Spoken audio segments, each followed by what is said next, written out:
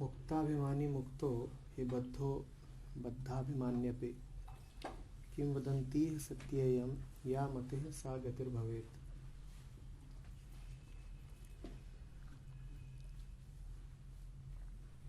शुभांकर का है कि सर आप तो कहते हैं कि हमारा सोचना ही हमारी बीमारी है, फिर अष्टावक्र ये क्यों कह रहे हैं कि जो अपने आप को मुक्त सोचे सो मुक्त हो गया, और जो अपने आप को बद्ध सोचे वो बद्ध हो गया।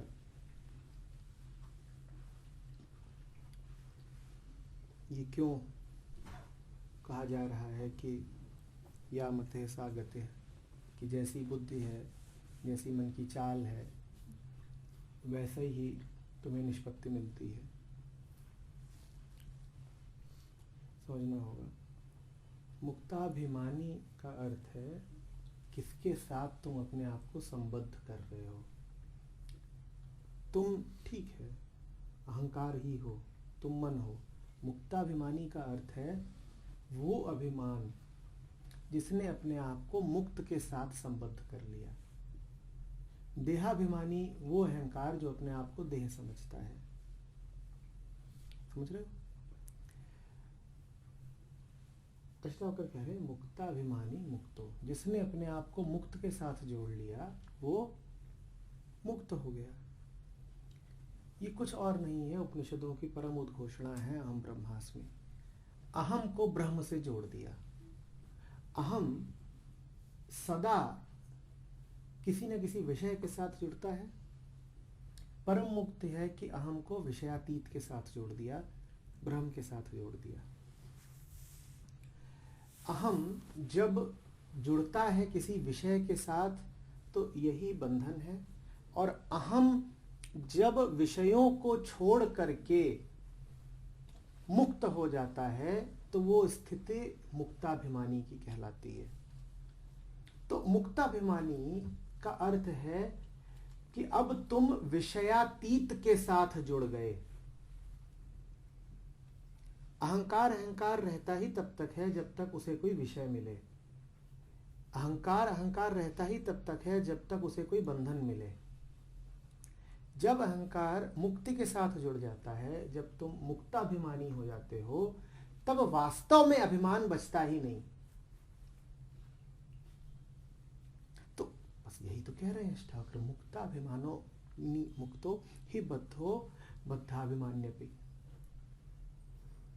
जो बंधन के साथ अपने आप को जोड़े वही बंधन में है, और जो मुक्त के साथ अपने आप को जोड़ दे वो मुक्त है। तो मामला तुम्हारे हाथ में है। असीम ताकत, आखिरी बात तुम्हारे ही हाथ में दे दी गई है। तुम फैसला करो तुम्हें किसके साथ जोड़ना है। और हम में से ऐसा कोई नहीं जिसमें जान पाने की काबिलियत ना हो कि वो किसके साथ जुड़ रहा है। ठीक है, मुक्त विषय नहीं तो तुम उसे विषय रूप में ना पहचान पाओगे, उसका कोई रूप रंग गंध आकार नहीं, तो तुम उसे देख सुन समझ छू नहीं पाओगे। पर बंधन को तो बंधन जान सकते हो ना। तुम इतना ही कर लो कि तुम बंधन के साथ ना जुड़ो, तुम बंधाभिमानी ना बन जाओ। जो बंधन के साथ जुड़ने से मना कर दे वो मुक्त के साथ अपने आप जुड़ गया। तुम्हें मुक्त को तलाशना नहीं है, क्योंकि बद्ध होकर मुक्त को तलाशना ठीक ऐसा ही है जैसे कोई सपने में सत्य तलाशे। तुम्हें तो बंधन को त्यागना है।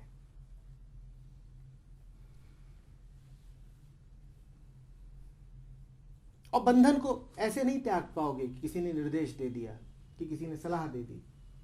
बंधन को त्यागोगे तो तभी जब तुम में ये साहस आए कि ठीक ठीक देख पाओ कितना नुकसान है बंधन में रहने से।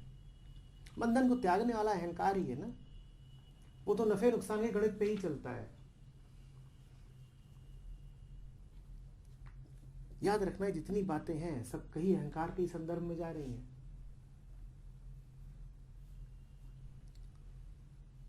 वही त्यागता है, वही पकड़ता है। आत्मा न त्यागने आती है न पकड़ने आती है।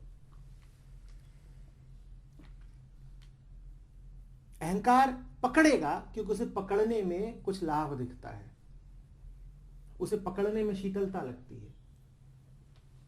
अहंकार एक जलन है, अहंकार एक तपिश है। वो हर उस विषय को पकड़ना चाहता है जो उसे थोड़ी शांति दे दे, थोड़ी ठंडक, थोड़ी शीतलता दे दे।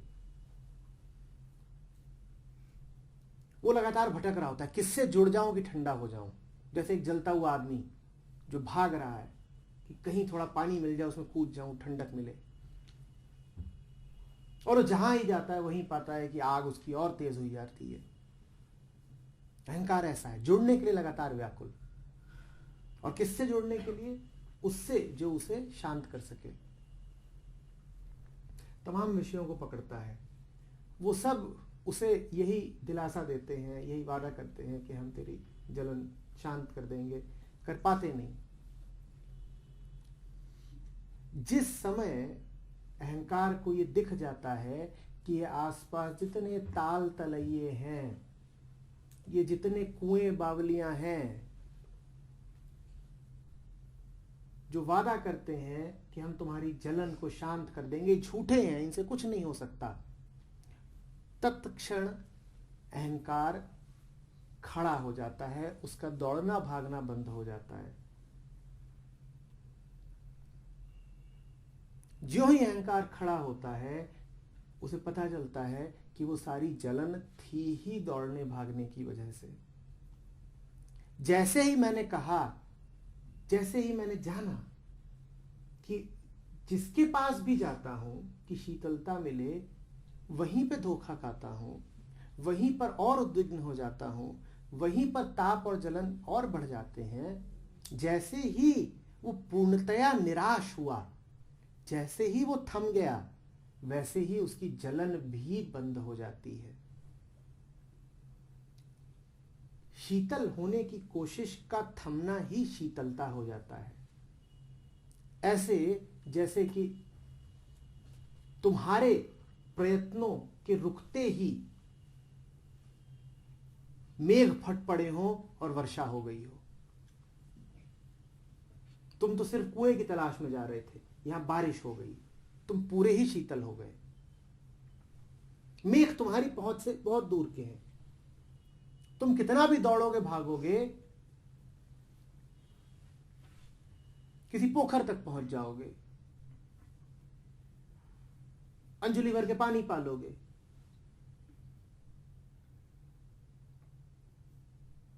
पर तुम्हारा दौड़ना भागना रुकता है तो जैसे आसमान तुमको आशीर्वाद देने लगते हैं, शांत हो जाते हो।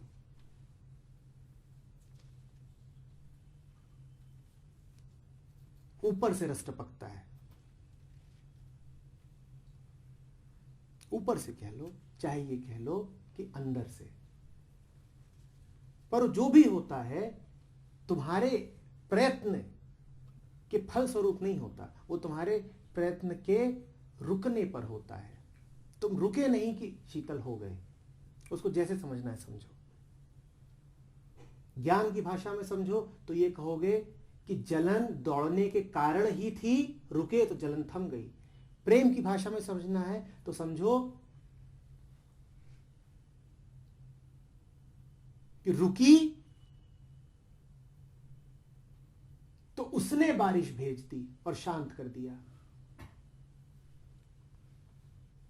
ये बादल प्रेम के बादल थे जो मेरे ऊपर बरस पड़े। कबीर बादल प्रेम का हम पर बरसा आई, अंतर भीगी आत्मा हरी भई बन राई। ये प्रेम की भाषा है। शीतलता मिल गई, प्रेम का बादल हम पे बरस पड़ा है। पर बरसने से समझना यही कि जलन बहुत थी, दौड़ रहे थे यत्र तत्र।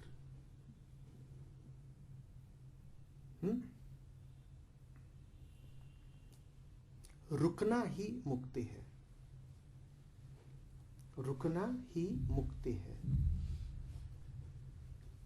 तुम्हारे मन में जितनी होशियारियां चल रही हैं, तुमने मन में जितने मिथ, जितने चित्र, जितनी कल्पनाएं बना रखी हैं, सबका रुक जाना ही मुक्ति है, क्योंकि उनमें से कुछ भी सत्य नहीं।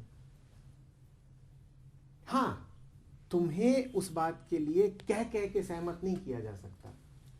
वो तो जब तुम रुक जाओगे तभी जानोगे कि कितना व्यर्थ था दौड़ना।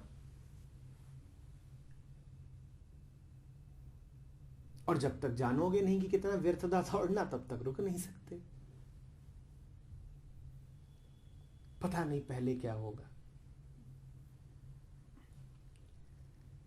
ज्ञान में पहले व्यर्थता दिखाई देती है, प्रेम में पहले रुकना होता है। ज्ञानी पहले देखता है, दौड़ दौड़ के परखता है, यहां पानी है, वहां शीतलता है, कहीं पाता नहीं। तमाम व्यर्थताएं देख के अंततः वह निराशा में रुक जाता है, खड़ा हो जाता है, कहता है ना, ये तो फिजूल है। जब जलना ही है तो खड़े होकर जल लेंगे, इधर उधर जाना फिजूल है। जिस दरवाजे खटखटाते हैं वहीं से अंदर आग का एक और भभका बाहर आता है। हम क्यों खटखटाएं कहीं और? अब जलना ही है ना, तो खड़े ही होकर जल लेते हैं। ये ज्ञान है, इसमें भी जादू है। क्या? वो कहता है खड़े होकर जल लेते हैं, और खड़ा होता है तो जलना बंद हो जाता है।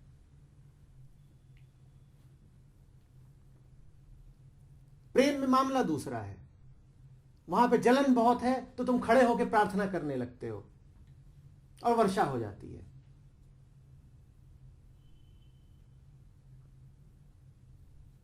प्रेमी ये कहता ही नहीं कि मैं कोई प्रयत्न करूंगा तो मेरी जलन शांत होगी। वो कहता है मेरे करने से कुछ ना होगा, प्रभु तुम ही करो। वो खड़ा हो जाता है। प्रार्थना और क्या है? तुम्हारा खड़ा हो जाना ही तो प्रार्थना है। तुम खड़े हो गए प्रार्थना में और बारिश हो गई। अब ये बड़े राज की बात है कि तुम्हारी जलन शांत किससे हुई, खड़े होने से या बारिश से? प्रेमी कभी नहीं मानेगा कि खड़े होने से शांति मिली उसे। वो कहेगा खड़ा तो मैं प्रार्थना के लिए हुआ था, शांति तो मुझे वर्षा से मिली। ज्ञानी कहेगा गलत बोल रहा है तू, अरे तू खड़ा हो गया था, इसी से शांति मिल गई। बोलेगा ना, खड़े होने में क्या रखा है? हमने प्रार्थना करी, बादल खुले, उससे शांति मिली। बात समझ रहे हो? पर दोनों ही स्थितियों में विषयों से आसक्ति तो छूटनी ही है। ज्ञानी की ऐसे छूटती है कि दर दर निराशा मिली, और प्रेमी की ऐसे छूटती है कि इनसे मुझे मिल क्या सकता है, ये नाचीज है परम के सामने।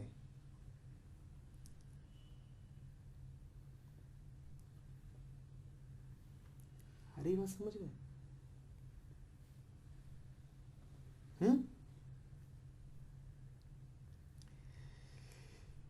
किम वदन्ति सत्ययम या मते सा गतिर्भवेत्। जैसी तुम्हारी बुद्धि वैसी तुम्हें गति प्राप्त होती है, वैसा तुम्हारा जीवन हो जाता है। बुद्धि तो चल ही रही है ना, ज्ञानी की भी चल रही है, प्रेमी की भी चल रही है। चलती तो बुद्धि ही है। जो भी कुछ होता है, करने वाला तो अहंकार ही है। आत्मा तो मात्र प्रकाश रूप है, करता तो अहंकार ही है।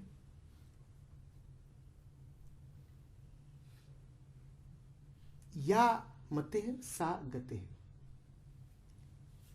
जिधर को बुद्धि जा रही है उधर को ही तुम्हारा जीवन चला जाएगा। दो ही दिशाएं होती हैं बुद्धि की, या तो बंधन की तरफ जाएगी या मुक्ति की तरफ जाएगी। या तो विषयों की तरफ जाएगी या विषयातीत की तरफ जाएगी, या तो केंद्र की तरफ जाएगी, नहीं तो परिधि की तरफ जाएगी।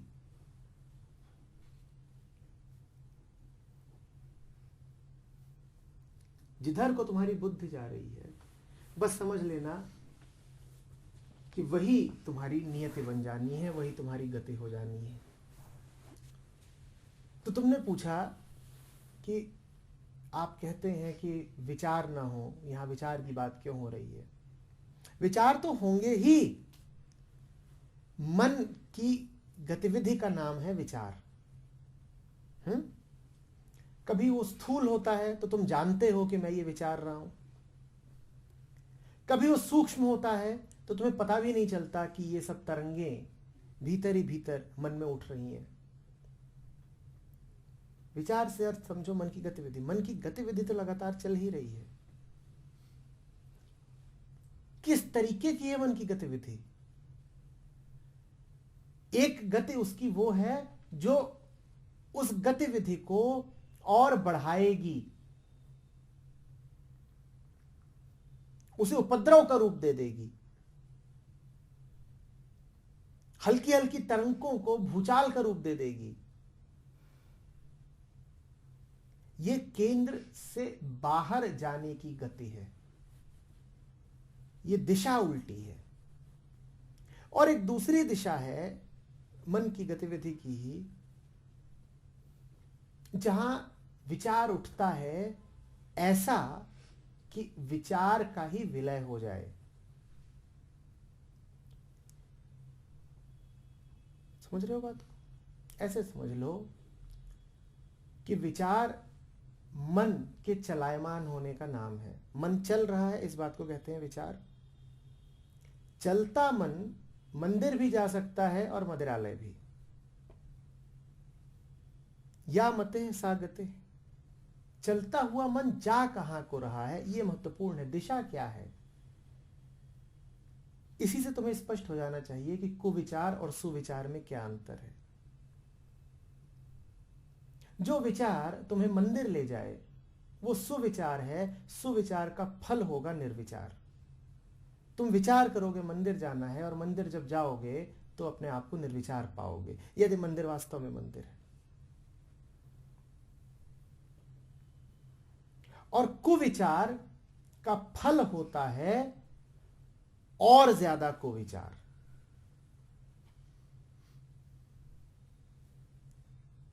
वहां पर विचार का बस एक और ज्यादा फैलता हुआ वृत्त होता है, कंसेंट्रिक सर्किल्स जो फैलते जा रहे हैं, फैलते जा रहे हैं, फैलते जा रहे हैं।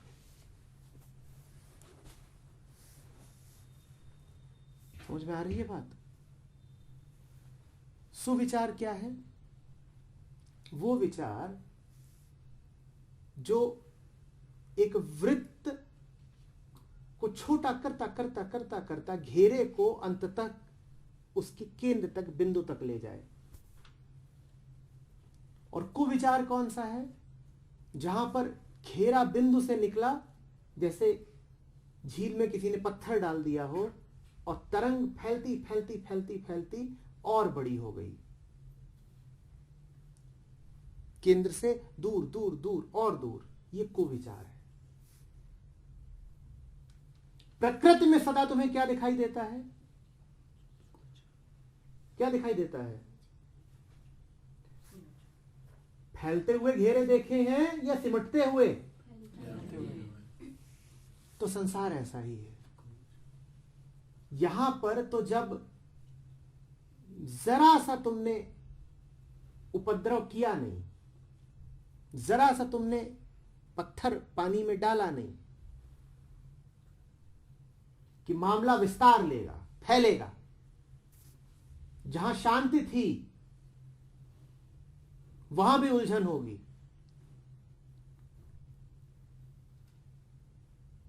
जो अछूते थे वो भी इस घेरे के दायरे में आ जाएंगे। संसार ऐसा है।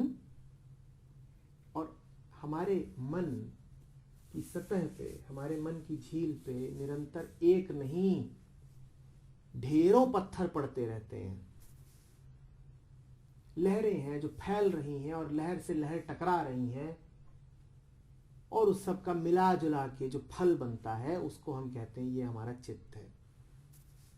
कभी उसमें कुछ उठता है, कभी कुछ गिरता है।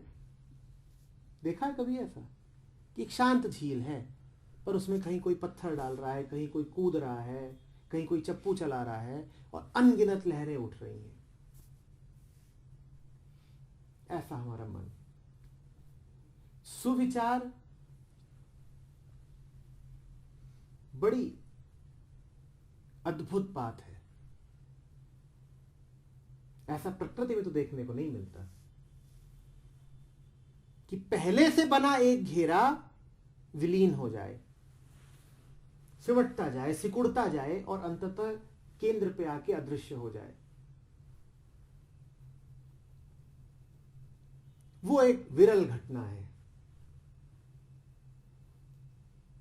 उसको तुम कृपा कह लो चाहे अनुकंपा कह लो, पर वो प्राकृतिक रूप से नहीं होती। कोई ये कहे कि खुद ही हो जाएगा, अपने आप नहीं होता। उसके लिए तो प्रकृति के विपरीत जाना पड़ता है। प्रकृति ने तो तुम्हें बस फैलने के संस्कार दिए हैं, सिमटने के नहीं। प्रकृति ने तुम्हें ऐसा बनाया है, अपनी संरचना को देखो, कि तुम्हारे घेरे सिर्फ फैलें, सिमटने जैसी कोई चीज प्रकृति में है नहीं। तुम्हारी आंखें किधर को देखती हैं? बाहर को, फैलाव, विस्तार।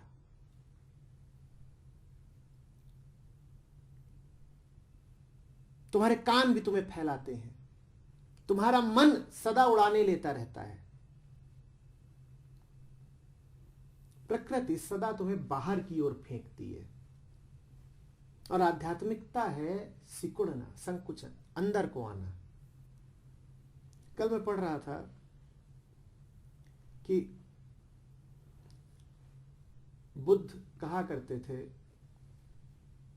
अपने शिष्यों से कि बहुत आगे को मत देखो।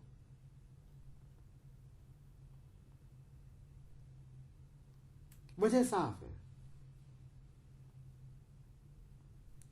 बुद्ध कह रहे थे प्रकृति से आगे जाओ। वही बात जो अष्टावक्र कहते हैं, बोधो हम प्रकृति परे। प्रकृति से आगे भी तुम कुछ हो। प्रकृति तो फैलाओ की मांग करती है, बस और फैलो और फैलो, संसार में और फैलो। और तरह तरह से प्रकृति कहती है फैलो, अपना वंश बढ़ाओ, अपनी इंद्रियों का दायरा बढ़ाओ। ये सब प्रकृति तुमसे करवाती है। संतान उत्पत्ति करो, जगह जगह घूमो, ज्ञान इकट्ठा करो।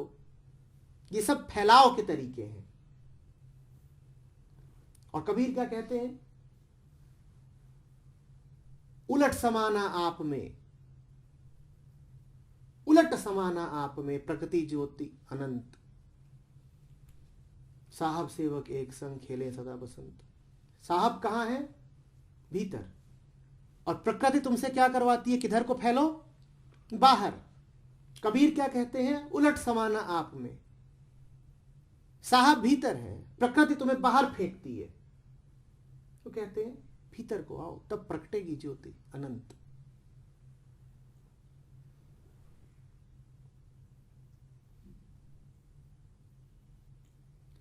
समझ में आ रही है बात? या मते सागते, जैसी बुद्धि। एक बुद्धि वो जो बाहर बाहर बाहर को देखे, एक बुद्धि वो जो भीतर भीतर भीतर को देखे। कल जब मैं वो पढ़ रहा था, आप में से किसी ने भेजा था कि बुद्ध अपने शिष्यों को कहा करते थे कि बहुत आगे को मत देखना। तो अचानक मुझे स्मरण हुआ कि जब पढ़ता था, हॉस्टल में था, तो लगातार मेरी आदत थी, अभी भी है, कि जब चल रहा होता था तो सिर्फ अपने पांव की ओर देख रहा होता था, जमीन की ओर। नतीजा ये होता था कि सामने से लोग अगर आ रहे हैं तो बगल से निकल जाते थे और मुझे पता भी नहीं चलता था कि कौन निकल गया। मेरी चलने की आदत ही यही थी कि सर झुका के अपने पांव की ओर देखता हुआ चलता था। तो जब वो पढ़ा तो संबंध बैठ गया, सहज ही समझ गया कि ये क्या हो रहा था। बुद्ध ने तो अपने लोगों को इतना ही कहा था कि बस 4 फीट आगे देखना।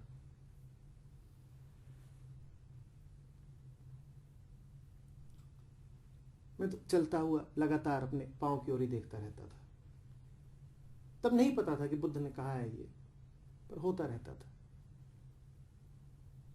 क्योंकि एक सूक्ष्म कष्ट होता है लगातार बाहर को जाने में, और एक उतना ही सूक्ष्म आनंद है अपने साथ बने रहने में।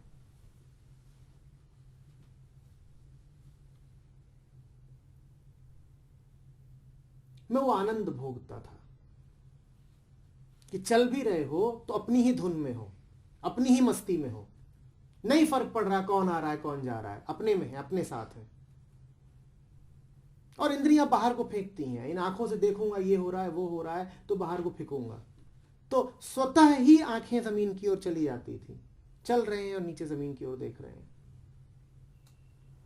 उसमें एक सूक्ष्म आनंद है। वो वही है, साहब सेवक एक संग खेले सदा बसंत।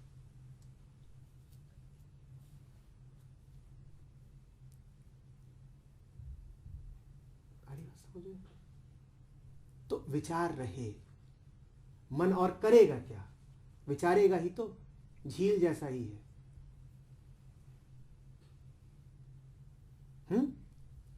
और तुम कह भी दो कि विचार नहीं है तो उससे होगा क्या? है तो है या नहीं है? मन की निर्विचार अवस्था तो तुम्हारी नहीं बनी रहती ना।